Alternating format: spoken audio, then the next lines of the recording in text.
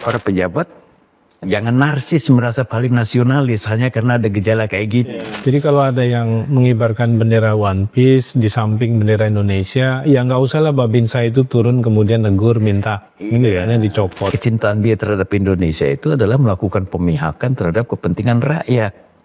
Itu makanya disebut wakil rakyat kan, gitu kan.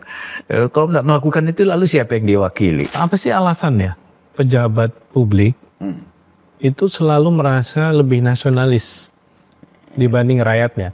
Apa karena mereka menganggap karena mereka yang ngurusin negara ini? Halo pemirsa, ketemu lagi di playlist Sudut Pandang bersama Buya Tafta. Kita hari ini membahas refleksi kemerdekaan Indonesia ke-80. Buya, soal kemerdekaan, perayaannya heboh dan itu selalu ada di mana-mana. Iya. Yang membedakan, kalau pemerintah yang merayakan, uangnya pasti dari APBN. Kan nggak mungkin mereka patungan. Ya. Tapi kalau rakyat di mana-mana bantingan, termasuk kita.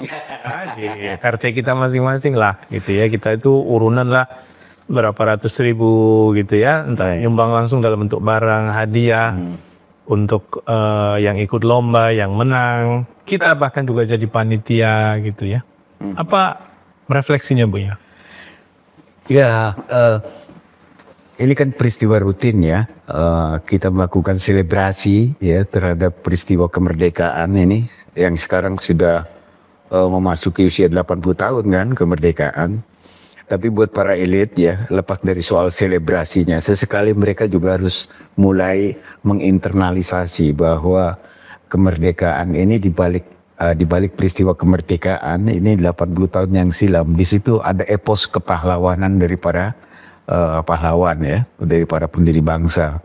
Ada darah, ada keringat, ada capek, ada nyawa, bahkan dipertaruhkan untuk ini semua demi sebuah impian masa depan yang panjang.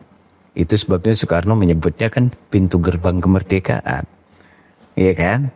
Untuk mulai kita menyiapkan perjalanan panjang ya menuju ufuk kemerdekaan yang lebih baik, yang lebih substansif terkait dengan rakyat yang lebih sejahtera, rakyat yang lebih terdidik, yang itu terrefleksi makmur di Pancasila ya. Iya, itu semua terrefleksi normatifnya kayak gitu ya.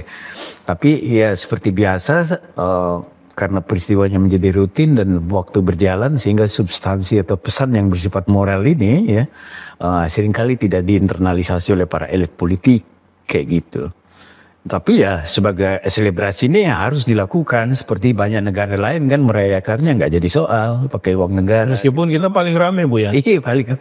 Nah yang menarik memang dari waktu ke waktu rakyat mempunyai caranya sendiri untuk melakukan selebrasi ini untuk merayakan ya peristiwa penting ini ya. Masing-masing kita ya usia seperti saya atau bahkan di atasnya itu masing-masing punya ingatan tentang peristiwa ini pada saat mereka masih kecil, waktu di SD, di SMP, SMP ada ya kan. Jadi ini memang peristiwa rakyat betul gitu ya.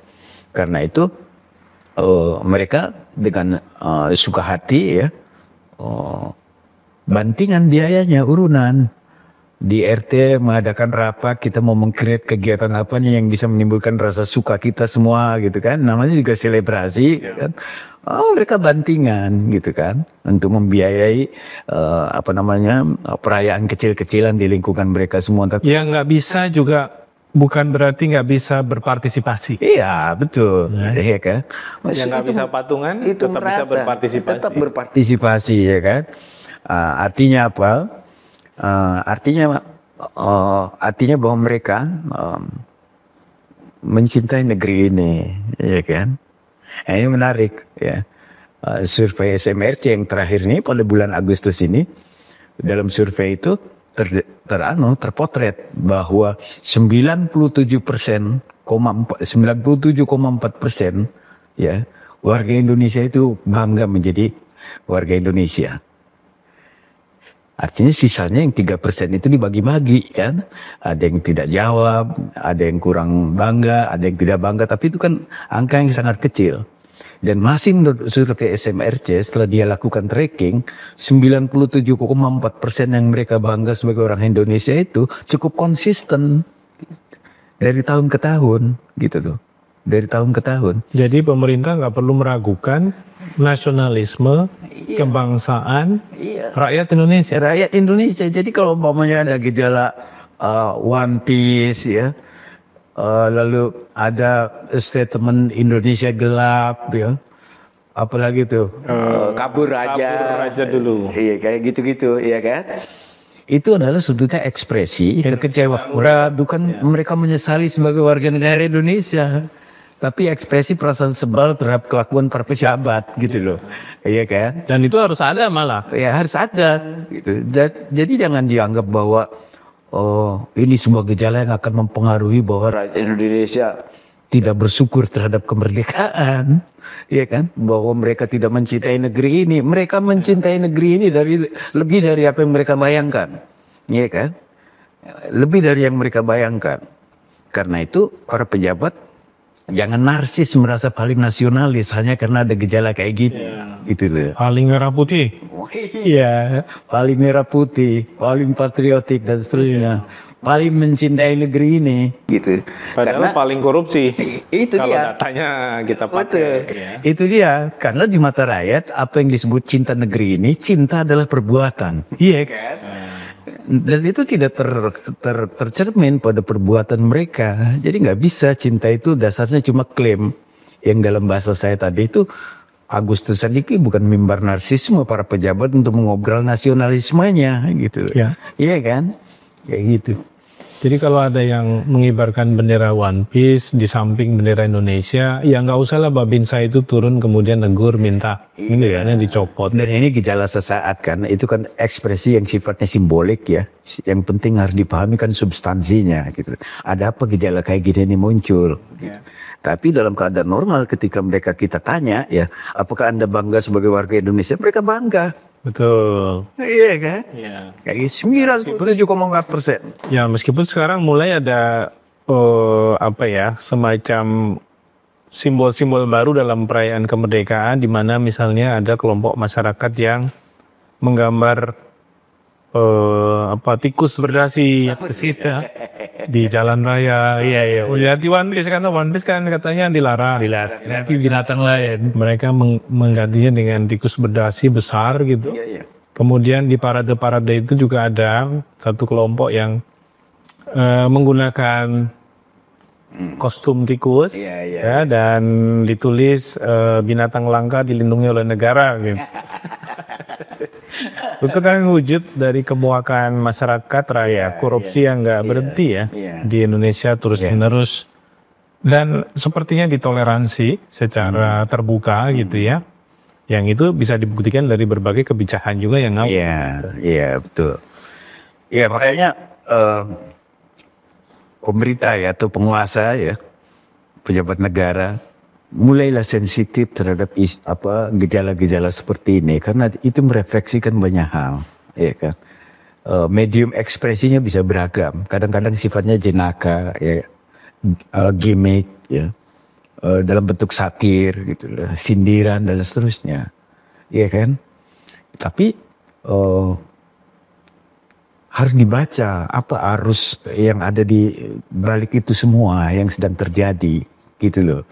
Karena bagaimanapun mereka butuh katarsis, butuh pengungkapan. Gitu. Jadi dari sudut mereka itu sehat ya. Daripada mengendap terus kan dia harus ekspresikan kekecewaan itu melalui beragam medium yang mereka bisa tempuh gitu kan. Nah penguasa harus sensitif terhadap ini, jangan baper gitu loh ya kan. Karena kita juga paham bahwa kerja pembangunan itu kerja yang sangat kompleks ya. Karena itu yang diperlukan adalah sikap sedikit rendah hati dari para penguasa untuk memahami gejala ini. Ya. Hindari terlalu gampang menggunakan bahasa kekuasaan, gampang lakukan judging gitu kan, menilai bahwa ini begini, nggak ada. Gitu. Ya makanya muncul juga banyak kreativitas di sosmed ya. Iya. Misalnya tulisan dan gambar, jalan bergambar disamperin, jalan berlubang dicuekin. Ini kan menarik sebenarnya kan. Asik kan? Masa dengan kayak gitu aja merasa terancam? Ya sebetulnya introspeksi ya, bahwa itu satu ya, bahwa dalam keadaan normal saja ya membangun itu bukan perkara yang mudah ya. Membuat rakyat merasa senang ya, membuat rakyat merasa nyaman, lebih sejahtera, merasa lebih punya masa depan yang terukur, kayak gitu-gitu, itu tidak gampang, ya kan? Tidak gampang. Ditambah lagi ada sebuah gejala yang lain di lingkungan kekuasaan bahwa mereka tidak sensitif. Itu kenapa? Ini kan ada kaitannya dengan proses rekrutmen. Para elit politik itu naik kelas, ya kan? Artinya kita bicara tentang proses politik kan? Iya. Kalau apa sih alasannya pejabat publik itu selalu merasa lebih nasionalis dibanding rakyatnya? Apa karena mereka menganggap karena mereka yang ngurusin negara ini? Ya, karena mereka merasa lebih punya simbol resmi, kan? Misalkan anggota dewan, ya kan? Anggota dewan itu kan simbol kenegaraan, ya kan? Simbol kenegaraan. Ya bahkan sebutnya itu adalah jabatan. Pinnya aja kan burung jabatan Garuda. Kenegaraan. Ada rupa-rupa simbol yang meneguhkan bahwa mereka itu adalah elit ya. Aparatus. Ya, aparatus negara, dan itu membuat mereka merasa lebih nasionalis, dan tetapi itu sifatnya ya artificial. Semu. Cinta Indonesia dia wujudkan dalam bentuk simbol-simbol seperti itu. Padahal seperti yang saya bilang itu, cinta adalah perbuatan. Dia harus terurai kecintaan dia terhadap Indonesia itu adalah melakukan pemihakan terhadap kepentingan rakyat. Itu makanya disebut wakil rakyat kan, gitu kan. Kalau nggak melakukan itu, lalu siapa yang diwakili? Rakyat cuma dimanipulasi untuk dapat tiket doang kan, melalui transaksi tertentu. Atau yang biasa kita sebut dengan barter politik, money politik, dan seterusnya, kayak gitu. Jadi ada banyak alasan cukup serius kita untuk melakukan review semua hal ya, semua sistem kita ini yang sedang berlangsung ya, karena segala sesuatu yang kita anggap buruk ya sekarang ini adalah produk dari sistem juga, gitu kan.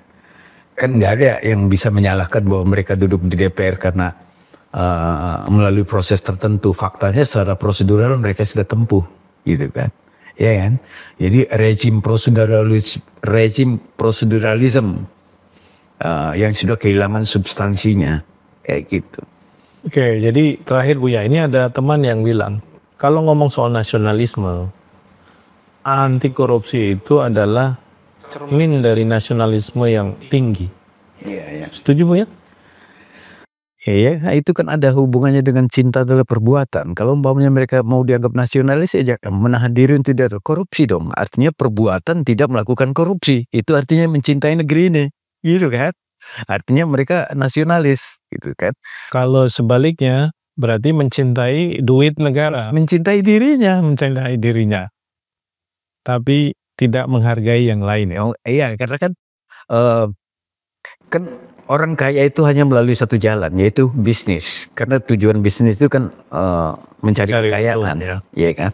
Jadi di luar itu orang nggak boleh alasan kaya raya dalam pengertian yang fantastis ya, yang menjadi konglomerat gitu kan. Kalau pejabat kan sekaya-kayanya kalau basisnya adalah sumber pendapatannya gaji bisa terukur. Gitu. Tapi kalau ada pejabat yang melampaui itu semua, ya ada dua kemungkinan, dia pejabat sekaligus pengusaha. Pengusaha ini pengertiannya bisa macam-macam gitu, iya kan? Ya. Nah, yang punya alasan untuk kaya raya dalam pengertian yang kita bayangkan itu kan hanya pengusaha, ya kan? Maka lahirlah Bill Gates, Elon Musk. Kalau di Indonesia ya para konglomerat besar ya di bidang properti, tambang dan lain-lain. Tapi dalam konteks pejabat publik kan jadi aneh kalau mereka menjadi super kaya. Iya, kan? Pertanyaannya dari mana? Dari mana? Tapi memang selalu saja kan dalam perjalanan beririsan antara bisnis dan pengusaha dan penguasa itu kayak gitu. Ini yang harus dikontrol kan sebetulnya.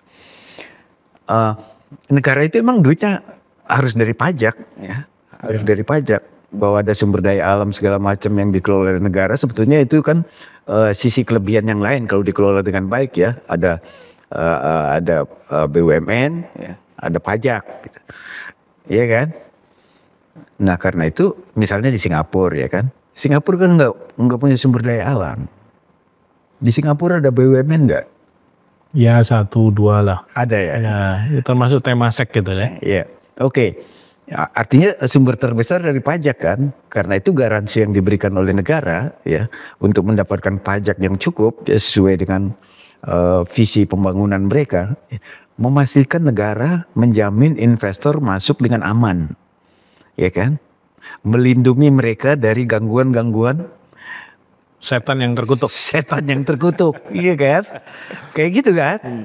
Lalu dibuatlah sejumlah regulasi untuk memastikan uang itu aman masuk ke Singapura. Jadi Singapura udah kayak negara lapak, menyiapin kios-kios gitu kan. Silakan Anda bisnis di sini segala macam, saya jamin keamanannya. Situ penegakan hukumnya benar-benar Tapi Anda akan harus mengikuti regulasi yang kami bikin, gitu kan? Pajak diambil, lalu penggunaan pajak itu juga dikelola dengan benar kan? Sebutlah kayak gitu ya. Mungkin ada banyak negara lain yang bisa menjadi role model. Ya. Tapi intinya negara yang berbasis pendapatannya itu dari pajak, dia harus bisa menjamin prinsip tadi itu, ya kan? Makanya dalam istilah saya, ya investor atau uang masuk itu kan kayak burung. Dia hanya beranak pinak pada tempat yang aman. Yang nggak ada ular gitu kan, tikus, nggak ada tikus gitu kan, dia bisa beranak pinak di situ. Nah kan pajak hasil dari anak pinak perusahaan yang tumbuh dan berkembang itu. Betul, kayak gitu. Disitulah konsep berbaginya terjadi. Iya gitu. Buya, terakhir, PR terbesar Indonesia setelah 80 tahun merdeka.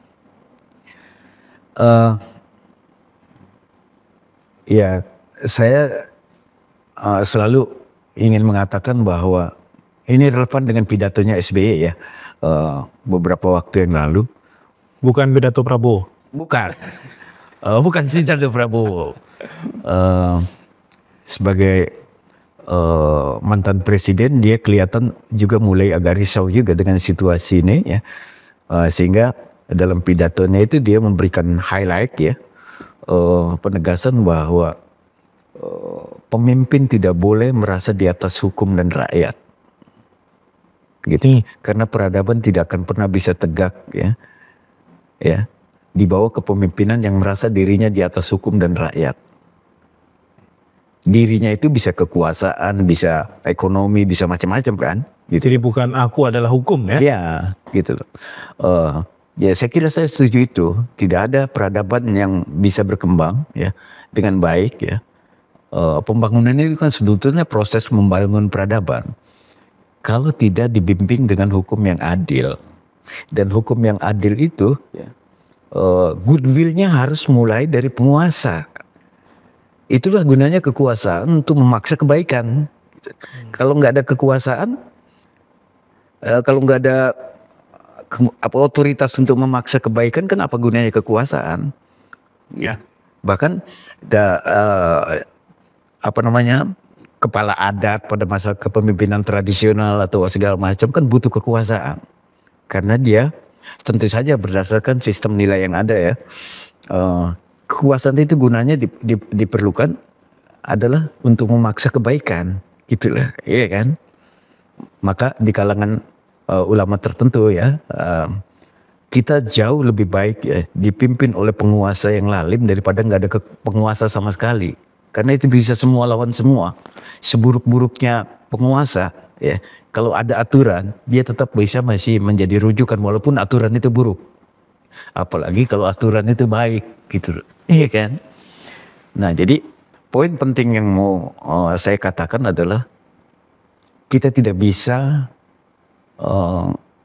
mengelola negara ini hanya menggunakan logika kekuasaan politik.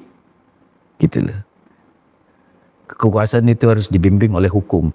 Apalagi politik memaksa hukum, Ya. politik memaksa kebijakan. Ya, kayak gitu. Apalagi terus kemudian, ya masalahnya kan hukum itu dalam pengertian keadilan itu harus melembaga kan. Entah itu dalam bentuk kejaksaan, pengadilan, kepolisian, dan institusi peradilan. Masalahnya itu juga diisi orang. Yang rekrutmennya bisa juga tidak steril. Kayak gitu-gitu. Nah itu gunanya civil society ya kalau di negara demokrasi yang lebih terkonsolidasi itu kan gunanya oposisi gitu loh, ya kan. Oposisi itu ada gunanya untuk melakukan kontrol terhadap penyelenggaraan kekuasaan yang semena-mena, mengalami deviasi, bias pada kepentingan kelompok tertentu dan seterusnya gitu loh. Nah kita ini nggak punya itu, makanya rakyat kayak nggak punya majikan nih. Iya. Ya, DPR yang mestinya menjadi wakil rakyat untuk mengartikulasikan kepentingan mereka kan nggak bunyi, ya kan. Satu-satunya majikan rakyat dalam pengertian bukan majikan, patron, ya, yang bisa dihayati oleh rakyat adalah ya kelompok civil society. Siapa mereka? Entah itu kaum perguruan tinggi, entah itu ulama, entah ormas, entah apa segala macam. Nah, celakanya ormas juga kan nggak kedap dari penetrasi kekuasaan melalui konsesi dan seterusnya kayak gitu kan tuh ya. Nah, Ya, itu tantangan terbarunya ya. iya iya. Dari sisi masyarakat sipil mulai ikut tergerus karena juga diberikan pundi-pundi tertentu ya Iya. untuk mengelola sumber daya, mengakses sumber daya, Iya. sehingga posisinya mungkin menjadi tidak netral Iya. dan berjarak ya dengan elit yang sedang berkuasa, sehingga suaranya tidak. Kalau nggak salah di zaman kolonial dulu ya ada ungkapan di kalangan Bumi Putra ya. Saya tidak tahu, saya hanya dengar-dengar saja. Ungkapan itu bunyinya kayak gini. Jangan kau makan rotinya, nanti kau kau ikut bahasanya. Gitu kan. Roti kan simbolisme dari elit penguasa kolonial saat itu atau kaum priai ya. Kaum Ya, priai. kalau sekarang sumber daya lah. Iya, iya. Jangan kau makan rotinya, nanti kau ikut bahasanya. Ya kan? Nah, konteksnya saat itu kolonial. Tapi kalau berkaitan dengan kepentingan kekuasaan, kan nggak ada bedanya mau Langgapnya jadi sama. Iya kan? Roti sekarang itu bisa berupa konsesi, ya kan? Bisa komisaris, bisa apa. Semua itu tidak buruk sebenarnya, ya. Sejauh dia tidak merusak, ya. Dan ada proses merit ya. Iya, iya. Merit tadi itu lalu kemudian tidak merusak tatanan dan seterusnya kayak. Tapi kalau itu ditempuh sebagai sebuah barter politik agar dia tidak dikritik, tidak diganggu dan seterusnya, ya, berlaku apa yang tadi disebut, ya kan? Jadi bagi-bagi roti agar dia ikut bahasanya. Oke Buya, terima kasih untuk refleksinya hari ini. Demikian pemirsa, refleksi kemerdekaan Indonesia ke-80 tahun. Apakah Anda merasa sudah merdeka? Silahkan komen ya di channel kita. Kita akan berdiskusi di topik yang lain di kesempatan yang berbeda. Sampai jumpa.